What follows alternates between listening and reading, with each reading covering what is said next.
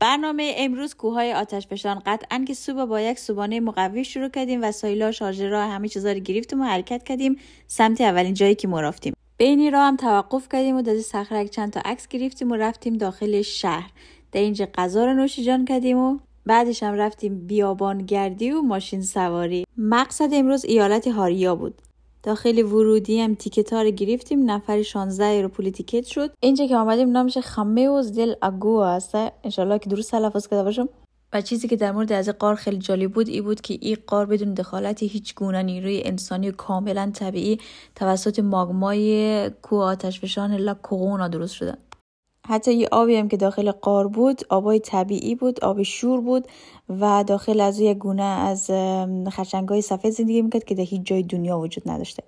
جای دوم ورودیش نفر 16 رو بود که این خیلی خیلی قشنگ بود واقعا. 8 کیلومتر غار که طبیعی توسط ماگمای کوه آتشفشان درست شده و تنها دخالت که انسان داشتن درست کردن همین نورا بوده به خاطر از اینکه توریستا بتونن ببینن. یک چیز خیلی جالب این قسمت بوده که ما فکر کردیم این قسمت 2 سوراخ خیلی بزرگ یا غار بالا و پایینه، ولی راهنمای تور دادمون نشان داد که یک توهمی ذهنی از مایه و ببینید که چرا.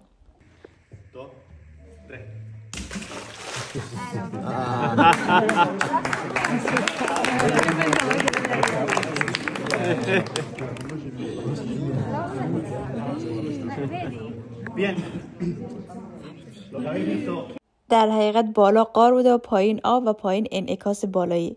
اسم اینجام که یاد رفت بگم کوئوا د لوس وردوس بود. و یک چیزم که برای از من خیلی جالب بود که از غار که می اومدی بیرون بالا بیابان بود، فقط بیابان. انگار که زیر از بیابان یک دنیای دیگه وجود داشت. آمدیم جای دوم که ورودیش نفر 22 یورو بود و این تور همراه اتوبوس بود، باید با اتوبوس این ور ما رفتیم. داستان اینجام خیلی جالب بود. در قرن 17 چندین تا آتشفشان همزمان فعال شده که نتیجهش شده همچین جای علاوه بر آتشفشان زمین لرزه هم اتفاق افتاده که هیچ موجود زنده‌ای در قرن 17 در اینجا دیگه زندگی نمی‌کرده. نام اینجا تیمان فایه بود که در فارسی درون آتش یا جهنم. این عکس قبل و بعد که بعد از آتشفشان زمین به کلی نابود شده و اصلا برای زراعت مناسب نیست. هنوزم یک سری از جاها آتشفشان نیمه فعال بود، نمونهش در اینجا که آب مینداختن داخل از لوله ها و انفجار میکرد و همچنین در اینجا که دیسک بالای از این میگرفتی داغ بود و دستا یادم موساخت. شام شب بخیری و خدافظ.